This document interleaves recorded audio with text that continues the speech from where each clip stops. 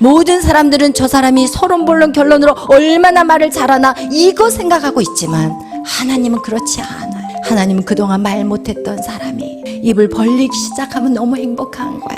어린아이가 뒤집기 시작하면 너무 귀여운 거야. 이제 저렇게 누워있다가 뒤집기 시작하고 앉기 시작하고 기기 시작하면 엄마가 얼마나 귀엽겠어요. 그죠? 그 마음하고 하나님하고 똑같은 거야. 계속해서 일어서가지고 걸어보려다가 주저앉은 그 모습이 하나님은 너무 예쁜 거야. 근데 우리는 어떻게 해요? 인생을 살면서 주저앉으면 낙심하잖아요. 하나님은 괜찮아, 일어나면 돼. 괜찮아, 다시 일어나면 돼. 하나님 우리에게 이렇게 말하시는 분이에요.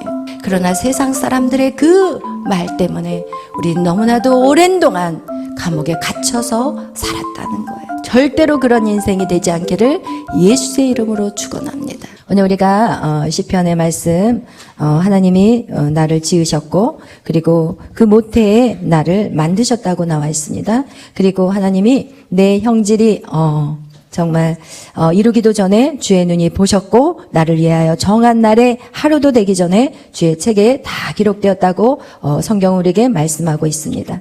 이거와 같이 하나님은 우리의 그 부모의 그 내장에서부터 시작해서 우리의 정말 그 마지막 그 이전부터 하나님 우리를 아셨고 그리고 우리를 계획하셨고 모태에 심으셨고 그리고 또 우리가 이 땅에 태어난 것들 그리고 우리가 이 땅에서 태어나서 우리가 죽고 또 영원한 그 천국까지 우리의 처음과 끝을 다 아시는 하나님이심을 여러분 믿으시나요? 아멘. 믿으시기를 바라요. 오늘 계속해서 우리가 내적 치유에 대해서 여러분하고 말씀을 나누기로 하겠어요.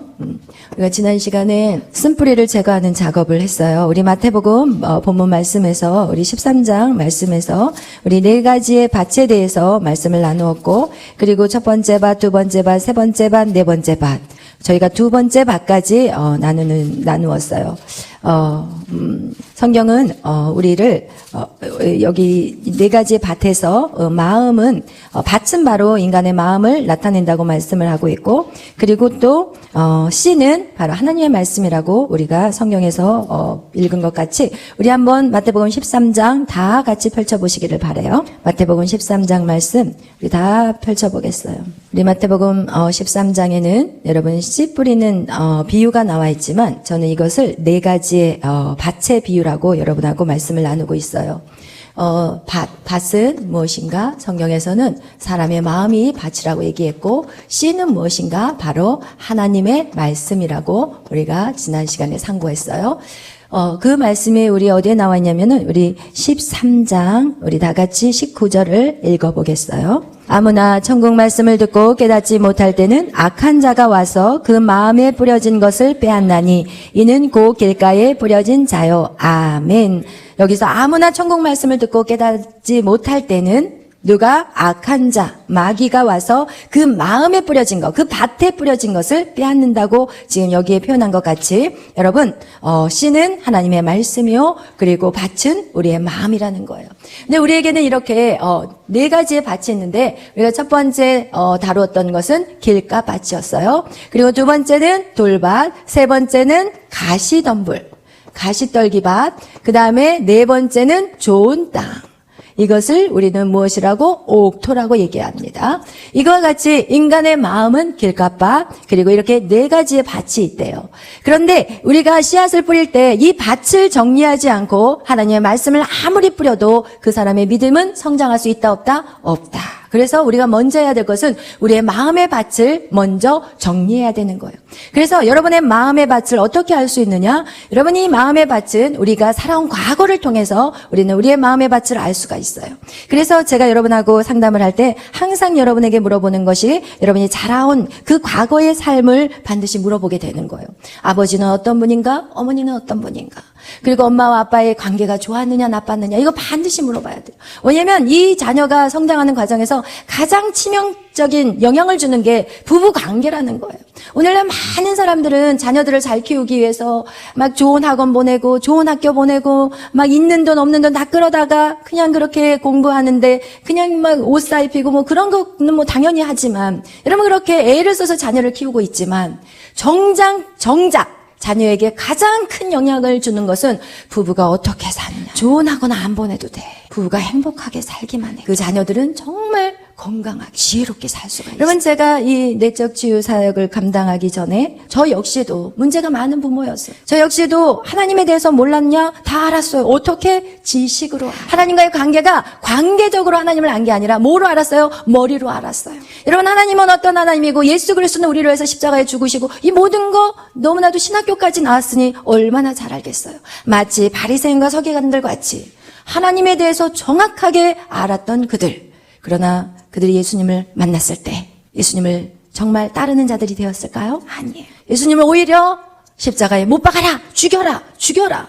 신성 모독이다. 막 이러면서 가장 예수님을 잘 알았던 사람들이 예수를 죽였어요. 그럼 우리의 인생도 마찬가지. 우리의 인생도 여러분이 지식으로 하나님을 알게 된다면, 지식에서만 끝나버린다면 여러분도 똑같은 동일한 죄를 짓게 되는 거예요. 여러분, 그렇다고 해서 성경을 모르라, 성경의 지식을 쌓지 말라, 이런 얘기는 절대 아니에요. 지식에서 반드시 어디까지 가야 돼요? 우리의 마음으로 그 말씀이 들어와 줘야 되는 거예요.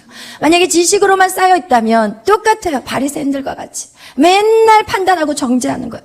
저 사람은 왜 저렇게 살아? 이 사람은 왜 그래? 시기와 질투와. 여러분, 오늘날 교회 안에 얼마나 많은 시기와 질투의 영들이 가득 차 있는지 몰라요. 제가 오늘도 어떤 한 분하고 통화를 했는데 그분이 그 얘기를 하시더라고요. 자기 교회에 시기 질투가 너무 많아서 힘들대. 여러분, 이 시기 질투가 많은 것은 이거는 죄예요. 이것은 죄라니까요. 그 교회 안에 시기 질투 반드시 끊어내야 되는 거예요. 아멘. 여기는 없지요? 있을 수가 없어요. 안 그러면 저 방으로 들어와야 돼요.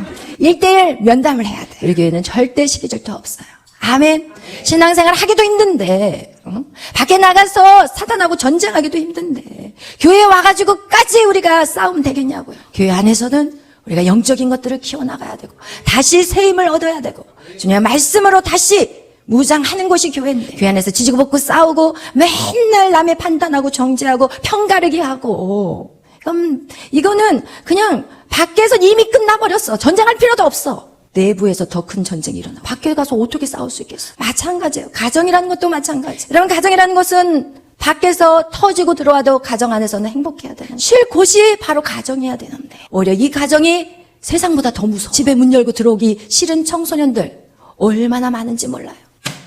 여러분, 이거와 같이 왜? 우리의 마음의 것들을 정리하지 않으면 계속해서 우리 안에 뭐가요? 쓴뿌리가 나서 여러분, 하나님의 은혜를 받을 수 없다고 성경은 우리에게 말하고 있는 거예요. 아멘. 아멘. 그래서 문제는 무엇이냐? 우리의 마음의 밭을 반드시 기억해야 돼요. 아멘. 여러분, 준비되셨나요?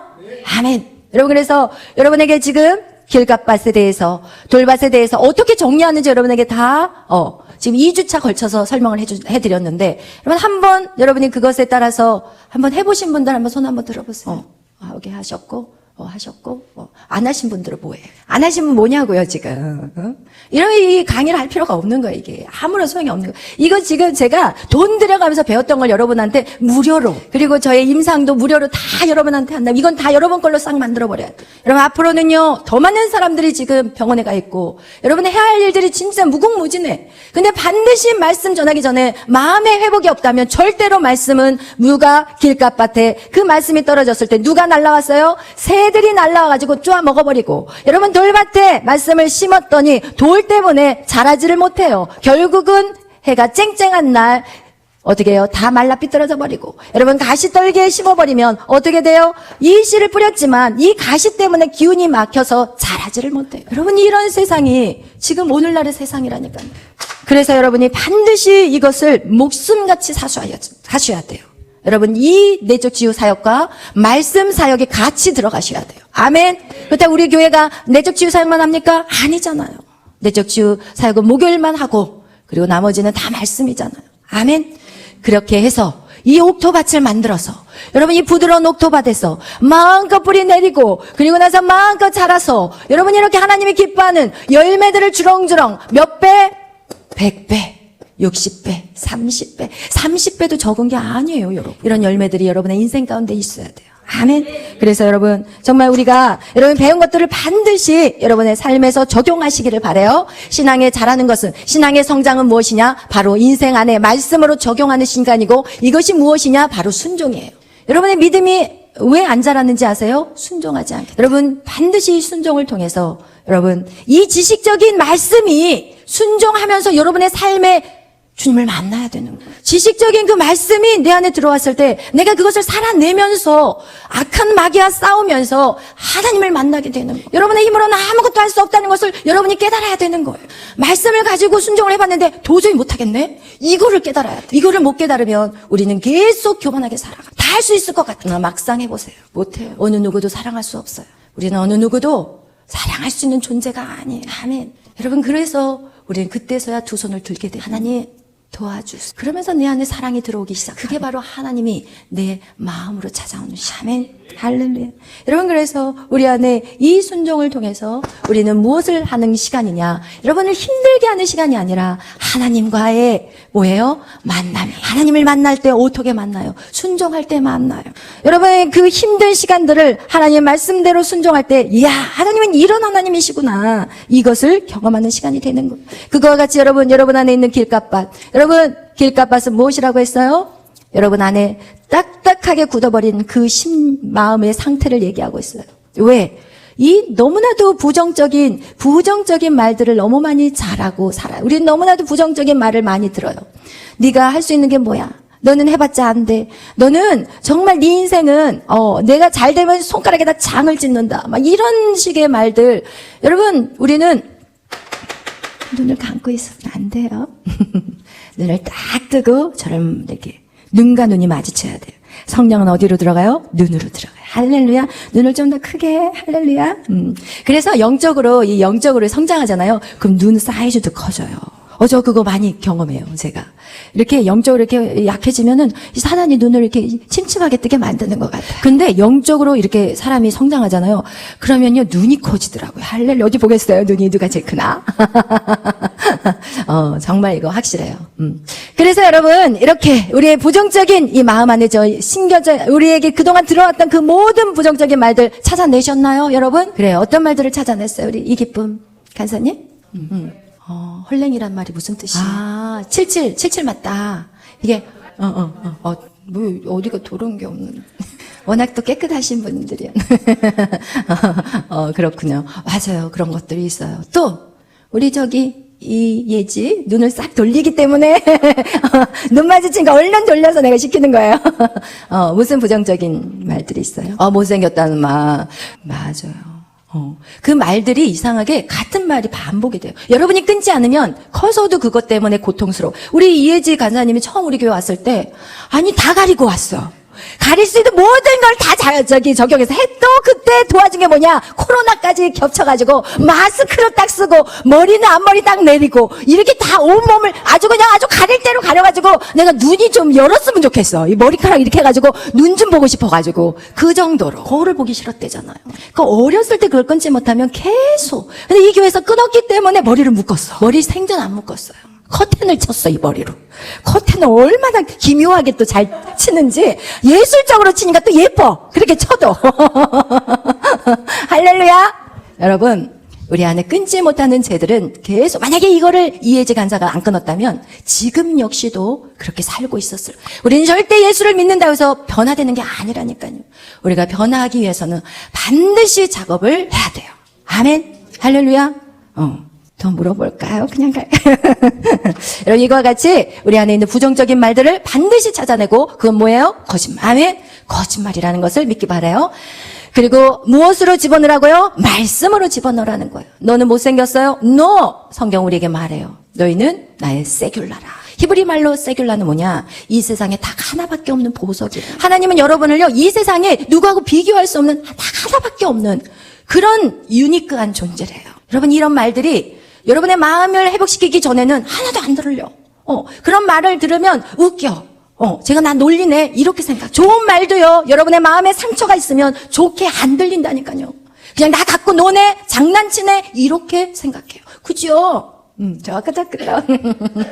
할렐루야. 여러분, 그래서 반드시 우리 안에 부정적인 말들, 어렸을 때 들어왔던 친척을 통해서, 누구를 통해서 들어왔던 그 모든 말들을 싸그리 여러분이 다 적어가지고, 그것이 거짓말이라고 선포하셔야 돼요. 아멘. 그리고 여러분이 그것을 계속해서 바꿔가는, 하나님의 말씀으로 여러분을 바꿔가는 그 시간들을 반드시 가져야 되고, 이것은 한 번에 끝나는 게 아니에요. 계속해서 여러분 그 작업을 하시기를 바라요. 나는 말을 못하는 사람이야. 나는 어디 나가면 뭘 하지 못해. 우리 김기정 집사님, 앞에 나와서 발표 어렸을 때 해가지고 그때 그냥 부끄러움을 당하고 슬퍼가지고 어때요? 앞에만 나오면 말을 못하고 덜덜덜덜덜 떨어.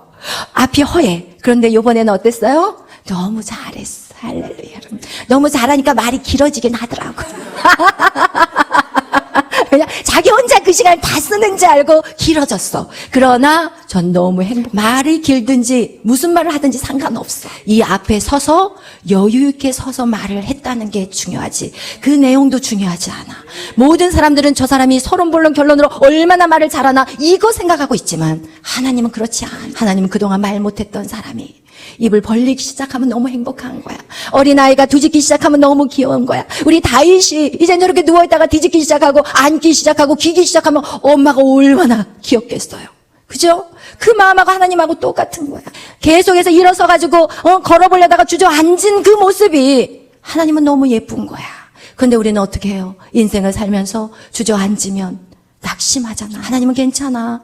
일어나면 돼. 괜찮아. 다시 일어나면 돼. 하나님 우리에게 이렇게 말하시는 분이에요.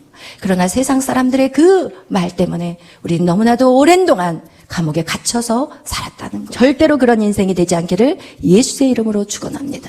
아멘. 여러분, 또 돌밭에 대한 해결 방법은 두 가지를 설명했어요. 이것도 해보신 분 손 들어보세요. 돌밭. 돌밭은 두 가지라고 얘기했어요.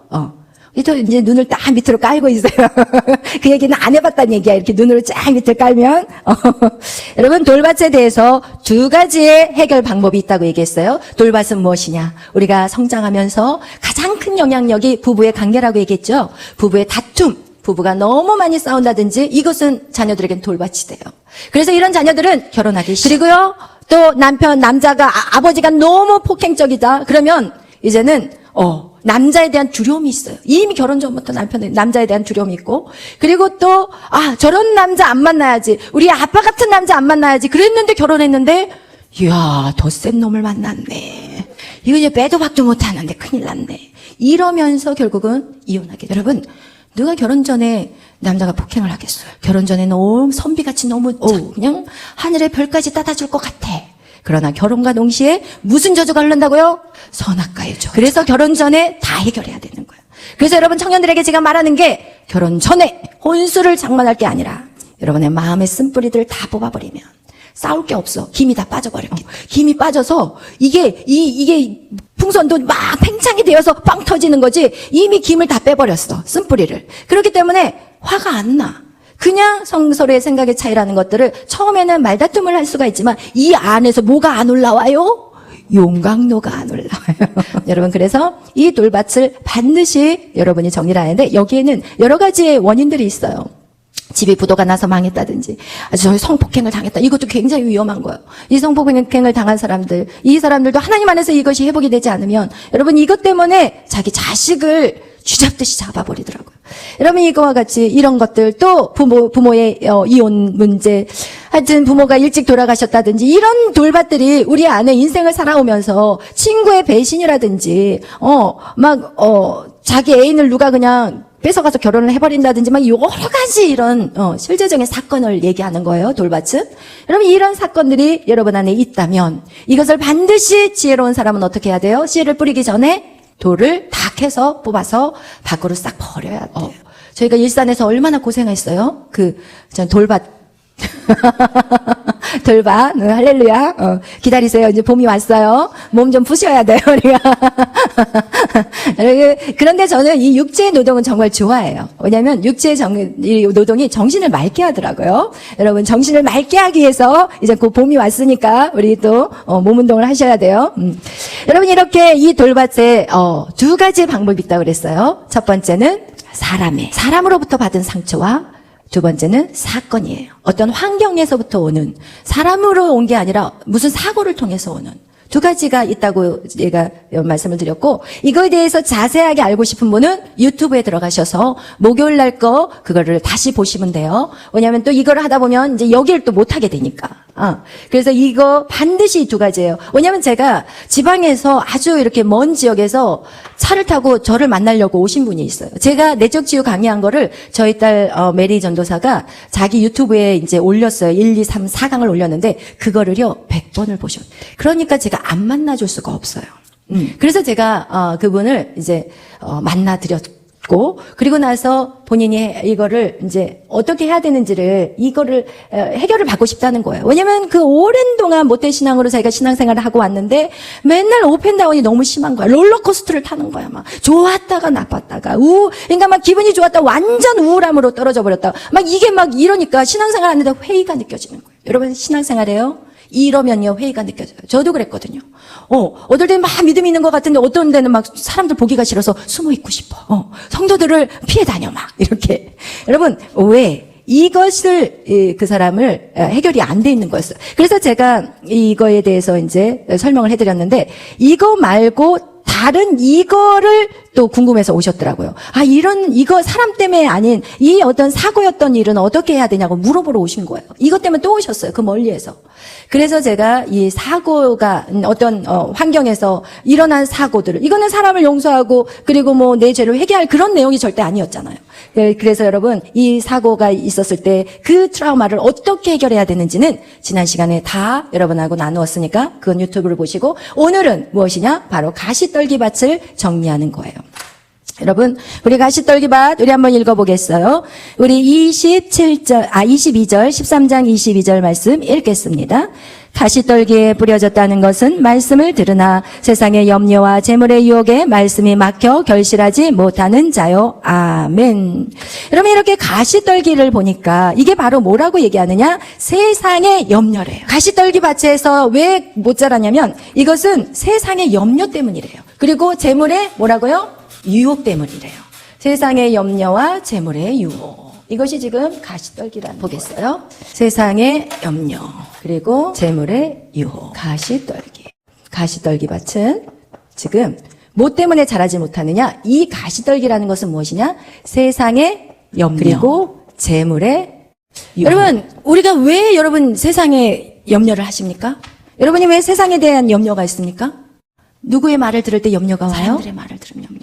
여러분 잘 생각해 보세요. 교회에 와 있으면 염려가 있어요? 여러분이 하나님의 말씀을 들으면 모든 게 다 시원해지고 편안해져. 그 교회 오면 사람들이 말해요.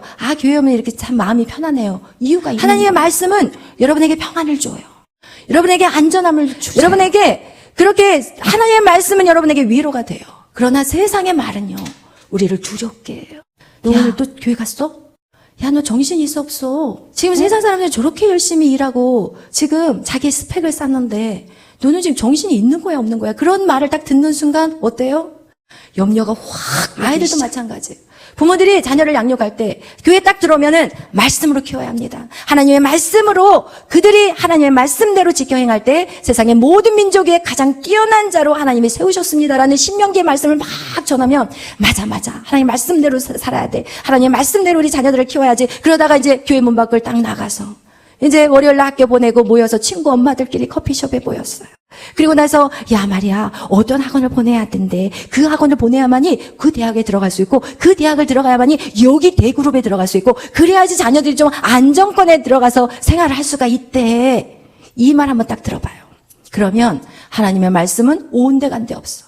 그리고 나서 이제 염려가 오기 시작. 그 학원을 보내려면은 야 어떻게 보내야 되나? 그러면서 염려와 근심으로 가득 차고 그러면 이제 어떻게 되는지 아세요? 이젠 자식이 오면 자식을 그냥 놔두겠어. 어떻게 하겠어? 야!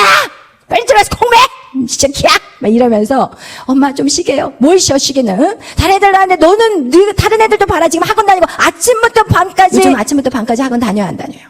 다니죠. 그렇게 키우고 있잖아요.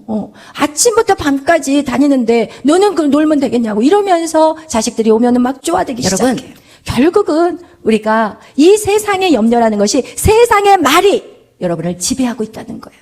가시떨기라는 것은 바로 세상의 말이에요. 우리 안에 세상의 말들이 얼마나 악한 말들이 많은지 아세요? 침묵은 금이다. 여러분 절대로 침묵은 금이 아니에요. 여러분 부부들이 침묵해서 이혼하는 거예요. 여러분 소통이 돼야 돼. 싸우더라도 소통이 이루어져야 돼. 오히려 싸우는 집이 더 이혼을 안 하고 아무 말도 안 하고 침묵했던 가정들을 보면요. 오히려 이혼을 쉽게 해버리더라고요. 안 그런 사람들도 있겠지만 제가 봤을 때는 그러더라고요. 여러분 그와 같이 절대로 우리는 침묵해서는 제가 이 자녀들 우리 부모님들을 월요일마다 만나서 자녀 교육을 하고 있는데 그 부모님들에게 이런 말씀을 했어요. 부모님들이 자녀들에게 이거 해라 저거 해라 거의 명령식이에요. 밥 먹었니? 공부했어? 숙제했어? 씻었어? 여러분 굉장히 단순한 언어들을 써요. 자녀들에게. 오늘 기분이 어땠어? 학교에서는 누구랑 놀았니? 그리고 학교에서 뭐 이런저런 얘기들을 사실은 하나도 자녀들에게 말하지 않아요. 그리고 하지마.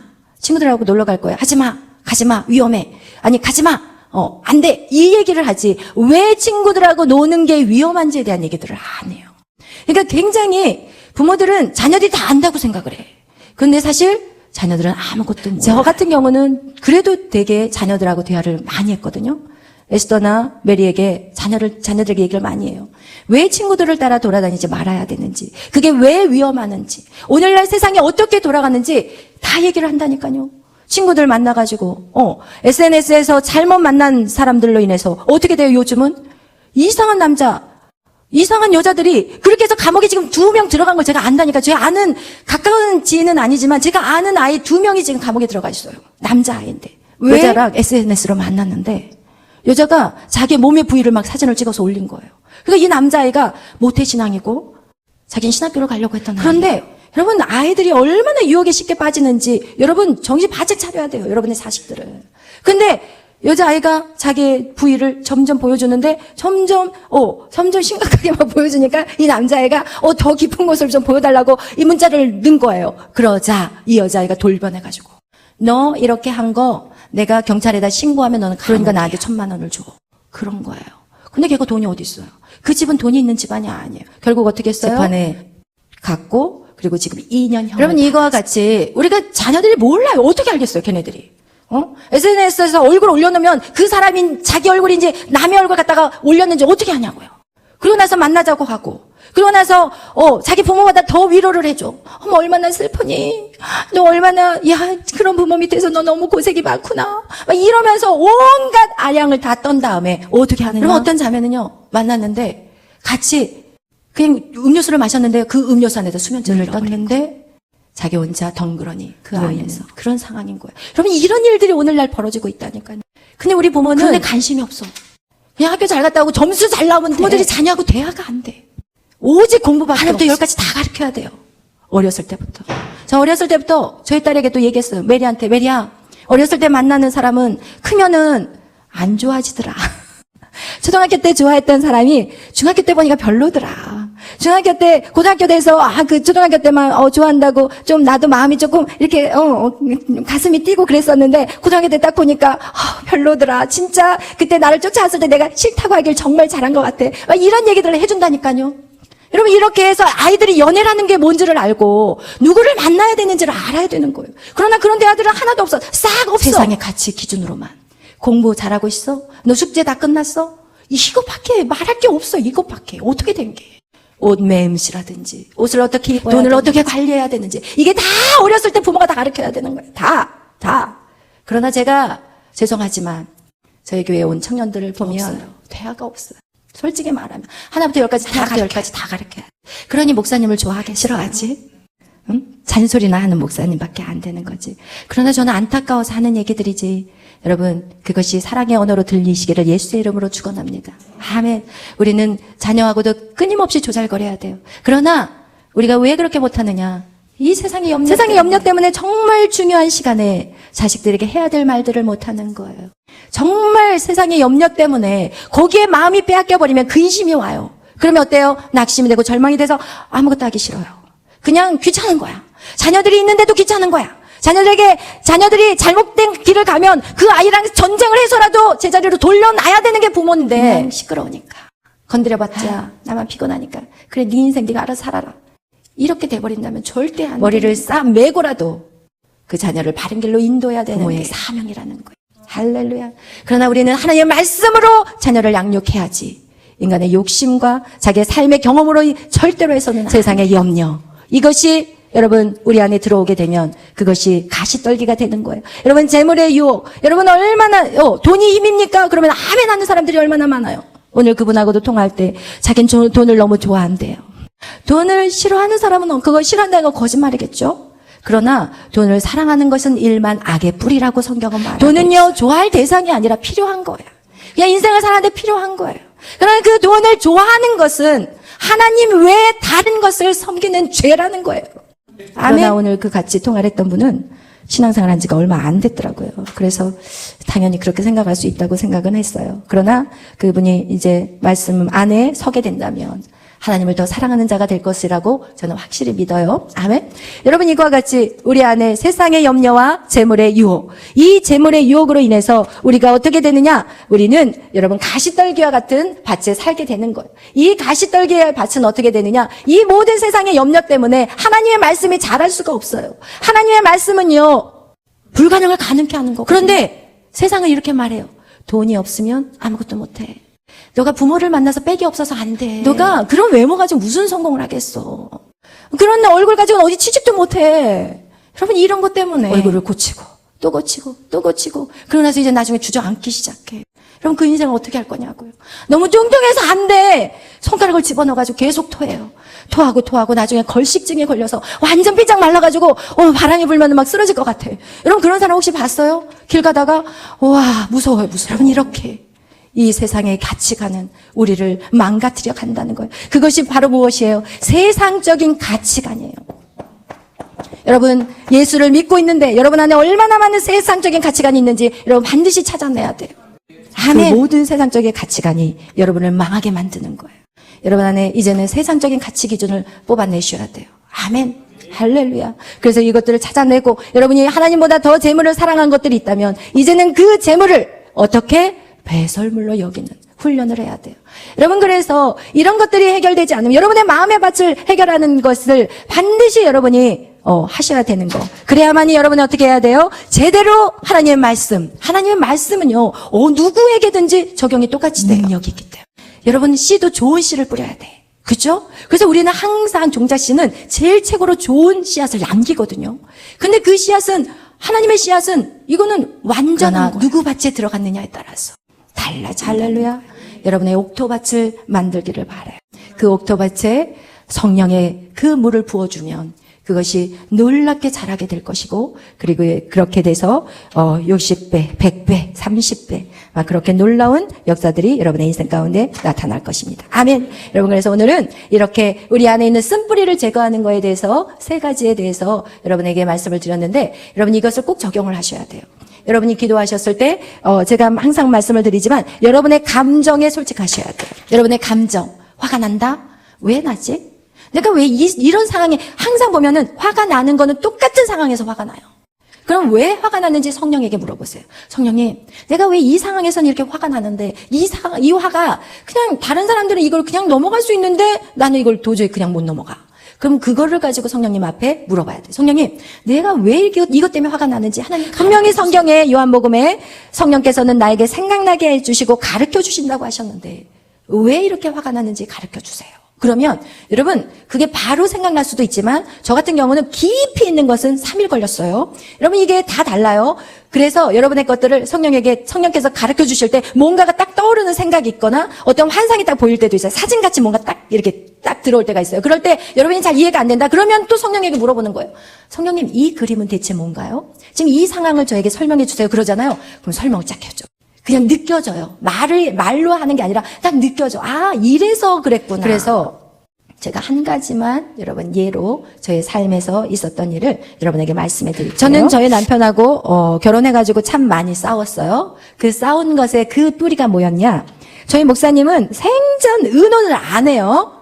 생전 상의를 하는 게 없어. 여보, 내가 이거를 하고 싶은데 이거 어떻게 생각해? 이런 게 없어요. 그냥 가서 일을 저질러 버리세요. 일을 그냥 딱 저지르고 계약서 딱 들고 저한테 오세요. 그러면 이제 그날은 이제 1차 세계대전이 아니라 한 10몇 차 세계대전인 거예요, 이제. 그런 일들이 자주 있었으니까. 그러고 나면 이제는 남편이 어떨까요? 꼴도 보기도 싫은 거야. 어때요? 그냥 보기 싫은 게 아니라 꼴도 보기 싫은 거예요.